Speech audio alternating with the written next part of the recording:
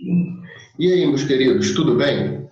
Hoje a gente volta a falar sobre a Idade Média Europeia, né? Depois a gente já tem falado aí sobre o mundo árabe, né? A Idade Média aí no Oriente, na verdade no Oriente Médio.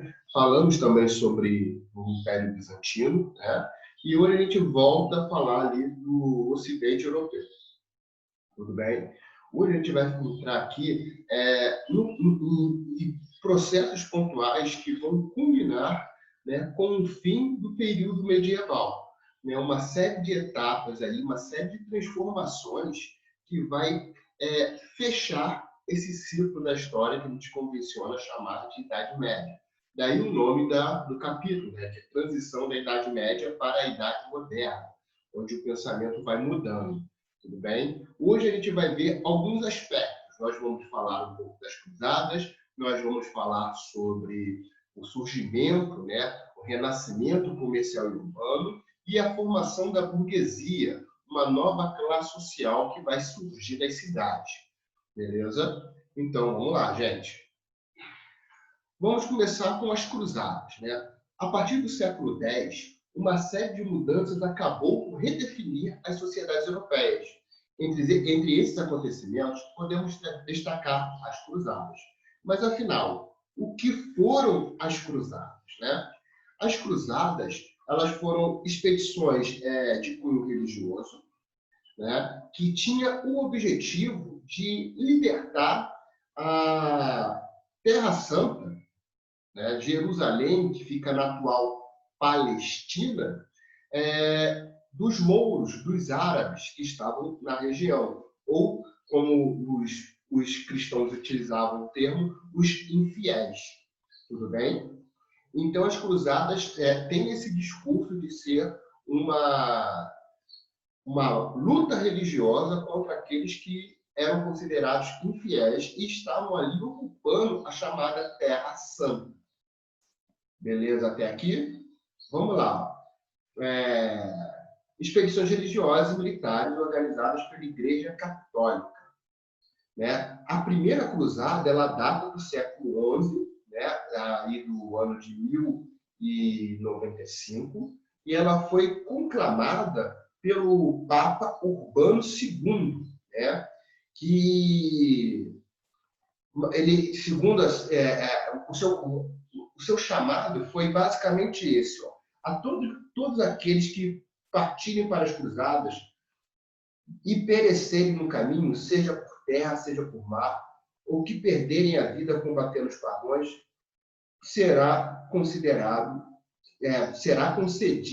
a remissão de seus pecados. Ou seja, era uma marcha santa, era uma marcha para livrar os pecados, né? E expulsar os infiéis que estavam ali na região de Jerusalém, na atual Palestina.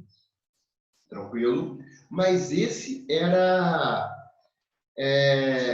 o objetivo oficial, né? A ordem oficial era deter o avanço dos árabes e retomar Jerusalém. A gente viu na aula passada, né, a expansão do Império Islâmico. Então, a gente está falando nesse contexto aí, né, de crescimento do Império Muçulmano, né, daqueles que seguem as orientações, né, de Maomé e Alá.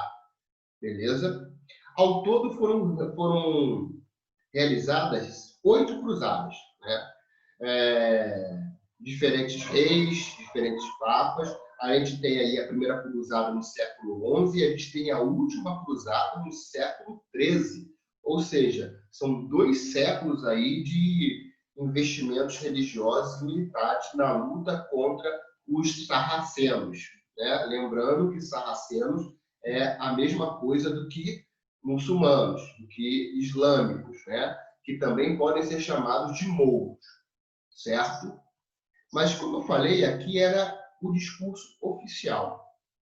Mas tinha todo aquele discurso não oficial, que a gente vai falar deles agora, né? O primeiro que eu coloquei para a gente aqui é ampliar relações econômicas entre a Europa e o Oriente Médio.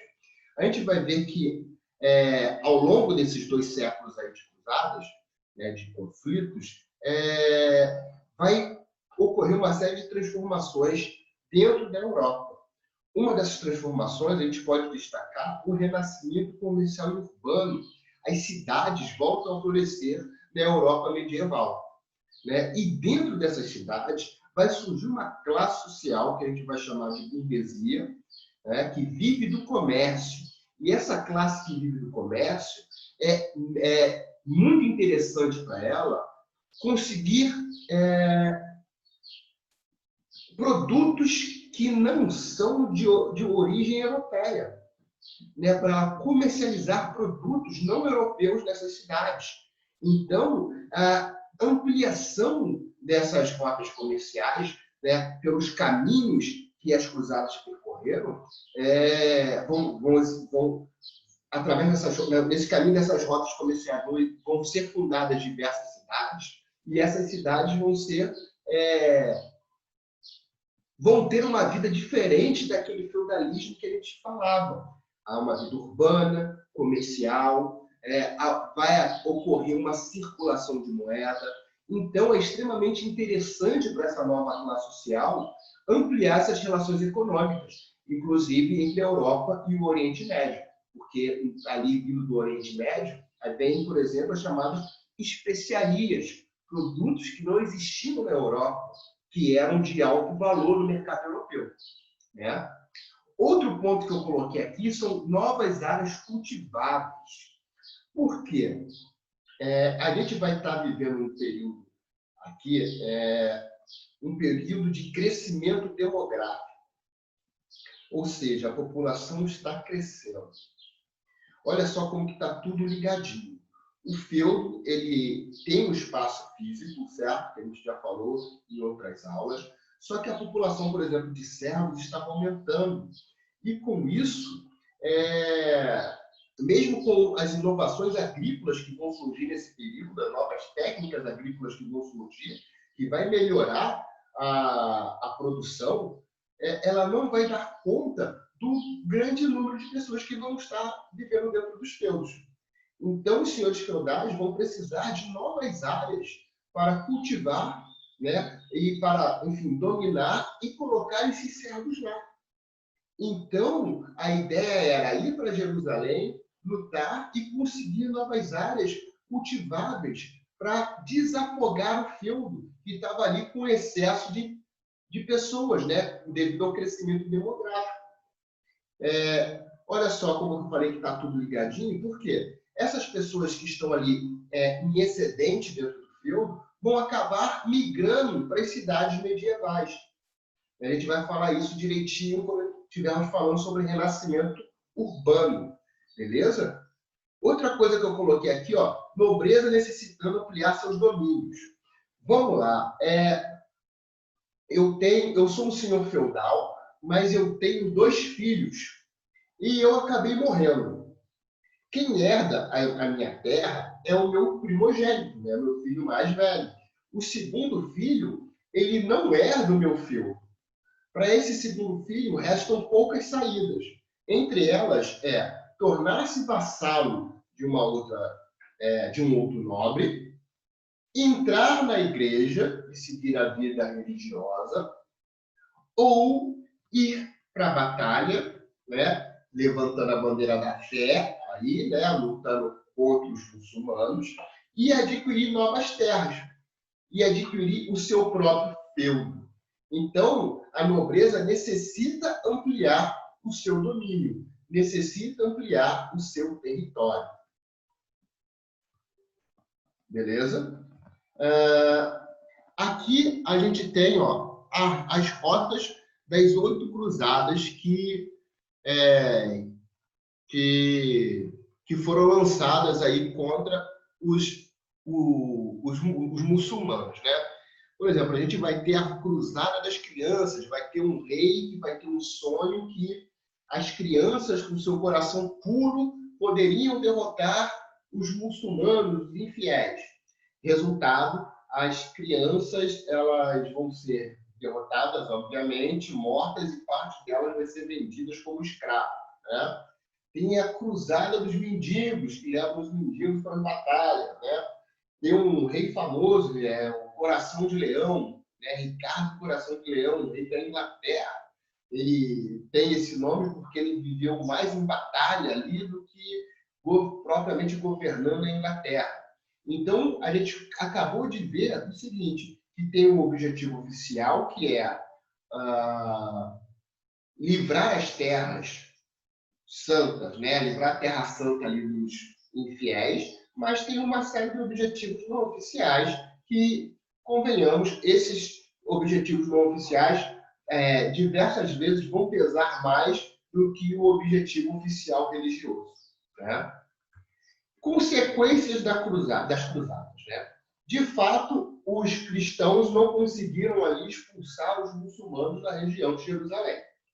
Mas as cruzadas trouxe uma série de consequências que vão auxiliar ao fim do feudalismo, né? Reabertura do Mar Mediterrâneo. Vamos voltar aqui nesse mapa. O Mar Mediterrâneo, que a gente falou tanto na época de Roma, e a gente viu na nossa última aula que, basicamente, todo o território aqui do Mediterrâneo, parte da África, né? A entrada e saída aqui da Península Ibérica foi tudo tomada pelos muçulmanos. Então, o comércio no Mar Mediterrâneo, por conta da presença islâmica ali, ela era, basicamente, não existia mais. E com as cruzadas, essa rota comercial volta a existir, né? Então, a gente tem uma reabertura do Mar Mediterrâneo. E essa reabertura vai fazer com que uma série de produtos que vinham dessa região aqui entrem na Europa por meio da Itália. Aí a gente explica, né, quando nós estivermos falando sobre Renascimento italiano, a gente explica por que o Renascimento vai ter o seu auge, né, o seu epicentro na Itália, por conta do comércio da entrada, do enriquecimento dos burgueses italianos. Empobrecimento de parte da nobreza, né? Os nobres, aquela classe social que vive da batalha, muitas vezes eles vão para a batalha contra os muçulmanos na Terra Santa e vão gastar toda a sua fortuna nessas batalhas. E muitas vezes, na maior parte delas, eles vão ser derrotados. E quando eles retornam para a Europa, o cara está quebrado, está sem um puto no bolso, está sem dinheiro, está sem prestígio. Resultado, a gente vai ter uma nobreza empobrecida, uma nobreza sem prestígio, né? Isso vai fazer com que o feudo, né, o poder local que é exercido pelo senhor feudal, ele vai se esvaziando, né? E em compensação vai surgindo o chamado poder nacional, ou seja, o rei, a figura do monarca, volta a ter grande relevância, né? Porque o senhor feudal ali, que está enfraquecido, ele vai receber auxílio desse monarca. Esse monarca, aos poucos, ele vai aglutinando poderes, né? Ao ponto que, no final da Idade Média, a gente vai ter um monarca e uma sociedade de corte formada por nobres que vivem em torno desse monarca. A gente vai ter um poder centralizado. Aqui a gente está caminhando para essa centralização do poder. Lembrando que a gente, quando fala lá de características da Idade Média, a gente fala que o poder é descentralizado. Por quê? Cada feudo tem o seu senhor feudal, cada feudo tem as suas leis, cada feudo tem seus costumes e normas. A gente está vendo agora esses costumes e normas e esse senhor feudal perder o poder e está começando a surgir um monarca que vai concentrar todos os poderes, né? Ele vai unificar as moedas, ele vai unificar as leis, ele vai unificar os impostos, vai concentrar o exército, né? E a gente está falando das chamadas monarquias nacionais, que vão surgir no final da Idade Média. Beleza? A gente vai falar pontualmente disso, inclusive da formação da primeira monarquia nacional na próxima aula. Troca cultural entre Oriente e Ocidente. Nós falamos isso na aula de filosofia, né, dos textos de Aristóteles que voltam aí para a Europa medieval, né, nas universidades do século XI. A gente falou na aula de mundo árabe, na nossa última aula, falamos aí que através dos árabes, né, dessa troca cultural entre Europa e Ocidente, chega na Europa a tecnologia do Oriente. A gente está falando de bússola, a gente está falando de pólvora, a gente está falando de conhecimento da astronomia, de conhecimento da medicina. Então, tem uma troca cultural que vai enriquecer a cultura europeia. E o que eu já falei para vocês, o enriquecimento dos mercadores italianos. Por quê? Com a reabertura do mar Mediterrâneo, produtos vindo do Oriente entram na Europa, têm a sua porta de entrada na Europa, vindos ali da Itália, da região que a gente chama de Itália. Né? Lembrando que Itália, país, não existe. Era uma série de principados ali. Beleza? Vamos lá. Seguindo. Europa em transformação. A partir do século XI, verificou-se um crescimento demográfico. Falamos aí sobre esse crescimento demográfico já. Na Europa ocidental. Resultado de um conjunto de circunstâncias que levaram à diminuição da mortalidade, a maior estabilidade das sociedades feudais, a redução das guerras, as vias de comunicação mais seguras e a menor disseminação de doenças. Então, esses fatores aí vão contribuir para esse crescimento demográfico. Lembrando o seguinte, né? As guerras não cessaram, mas sim tem uma redução significativa. Por exemplo, a Europa não estava mais sendo invadida por diversos povos bárbaros. Né? A gente tem a primeira leva de povos bárbaros que vai culminar aí com o fim do Império Romano, mas depois tem outras invasões bárbaras. Né? Os muçulmanos são bárbaros. Essas invasões continuam, mas, por exemplo, tem os vikings que são chamados de bárbaros. Isso daí já vai diminuindo. Né? Então, as guerras continuam. Inclusive, guerras que vão existir aí entre futuras monarquias absolutistas. Por exemplo, a Guerra dos 100 Anos entre Inglaterra e França. Né? Pela região de Flandres, ali, uma região rica, por conta do revivamento do comércio. Beleza? Vamos seguindo. Né? Aqui é uma imagem de uma engenhoca, né? Digamos, uma nova tecnologia na agricultura, né? Que é, por exemplo, a charrua. O ato ali de arar a terra se prendia a madeira, né? No tronco, no pescoço do animal.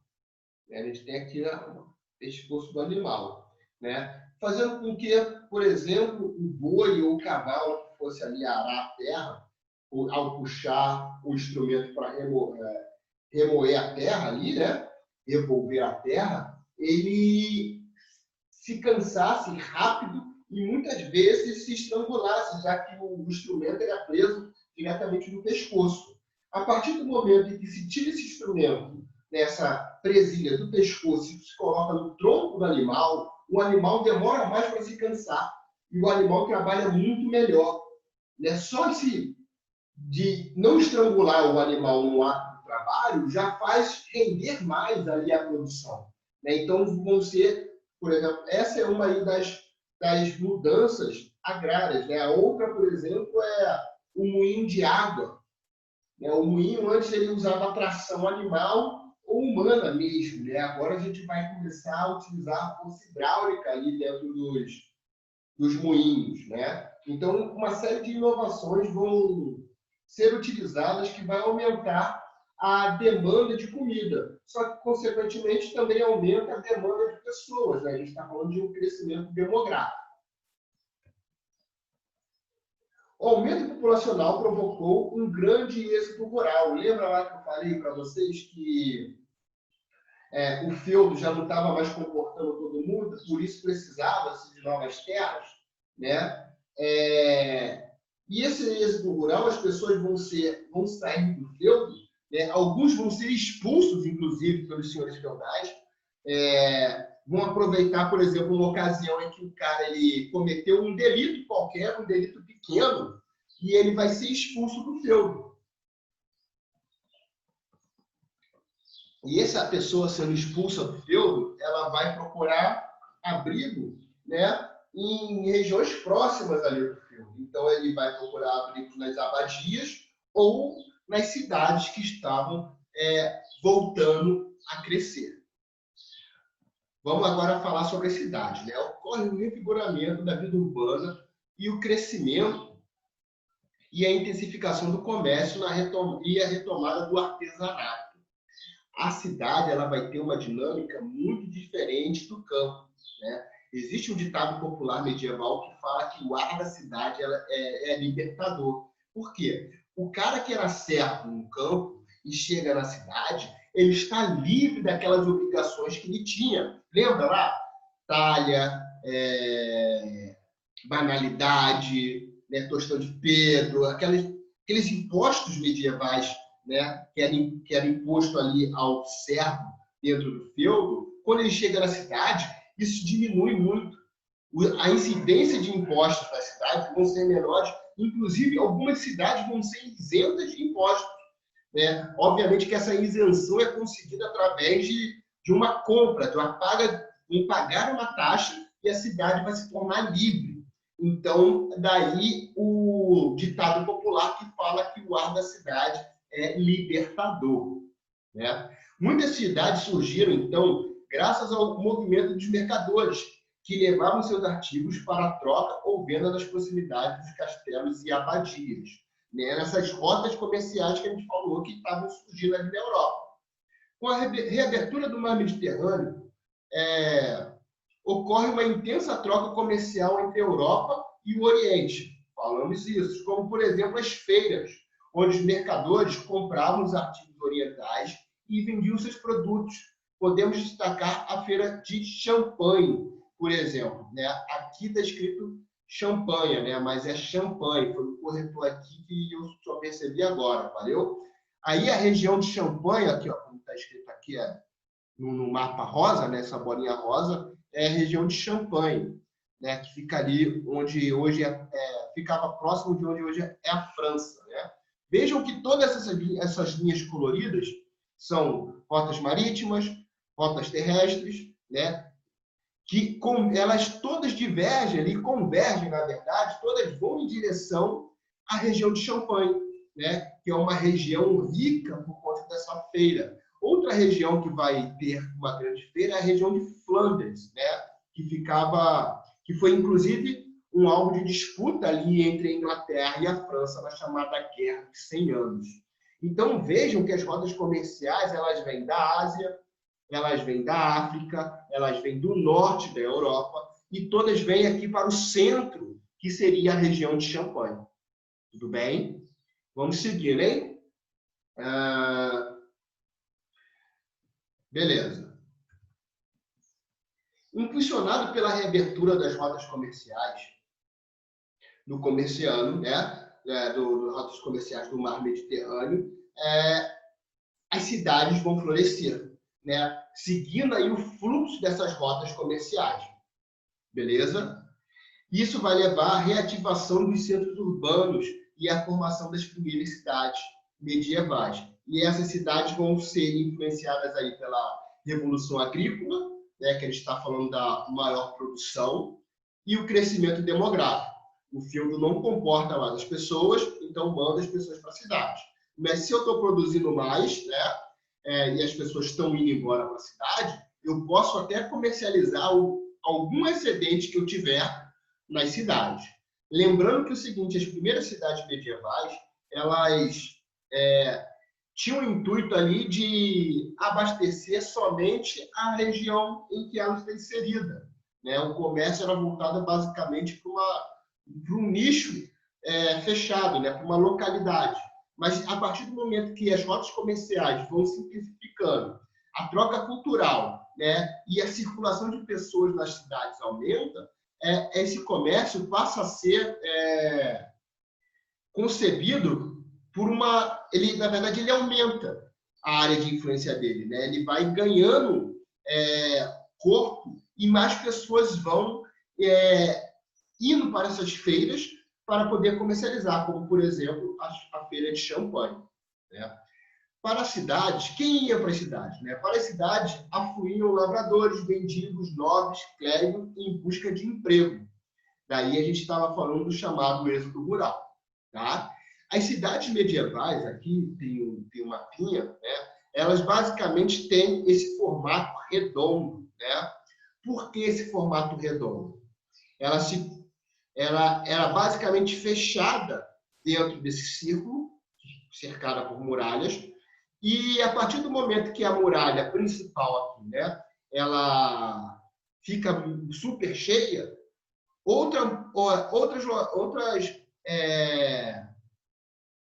outras moradias vão sendo formadas ao redor dessa muralha principal e, consequentemente, se faz uma nova muralha e assim vai. Ou seja, as cidades medievais elas vão ter esse formato circular, em sua grande maioria, por conta desse crescimento em torno das muralhas. Tá? E dentro da cidade vai surgir uma nova classe social. Lembra lá que quando a gente dividia a sociedade medieval, a gente dividia em clero, nobreza, servos, né? Ou camponeses? Agora vai surgir uma nova classe social, que é uma classe que vive na cidade, que vive no burgo. As cidades eram chamadas de burgo. Daí o nome dessa nova classe social ser burguesia. É uma classe que ela vai viver diretamente do comércio, uma classe que vai viver nas cidades relacionada diretamente à comercialização. Né? Então, a gente vai ter a formação dos burgos, que são as cidades medievais, e dentro desse burgo, a formação da burguesia, tá? Uma classe que vive do comércio.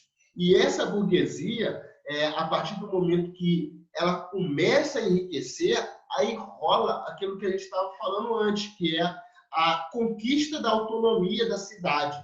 Né? Algumas cidades vão se tornar autônomas em referente ao feudo. Né? Vão pagar uma indenização e vão se tornar autônomas. Essa negociação passava ali pelo crivo do rei. Vejam bem, não pelo senhor feudal, mas sim pelo rei. O rei ele era basicamente o cara que fazia a negociação entre o feudo e a cidade. Com isso, o rei ganhava prestígio referente aos burgueses, por ter mediado ali essa negociação, e o senhor feudal, né, que recebia uma indenização mediante ali a transação, né, a ligação comercial feita pelo rei, pelo monarca. Tudo bem? E com as cidades voltam a chamada circulação de moedas. Né? Aquele escambo, troca de produtos, basicamente ele vai morrendo, ele vai deixando de existir. Por quê? É muito mais fácil eu carregar um punhado de moedas, dinheiro, para realizar minhas transações comerciais. Nas cidades, nas feiras, nas rotas comerciais. Né? A transição de a circulação de moeda, ela vai facilitar a comercialização de produtos. Beleza? Então, meus queridos, por hoje é só. Eu vou pedir para vocês aí a leitura das páginas 45 a 57 e os exercícios da página 50 a 53. Beleza? Não esqueçam de mandar para o meu e-mail o nome e turma. Tudo certo? Então, gente, tchau, tchau e até a próxima.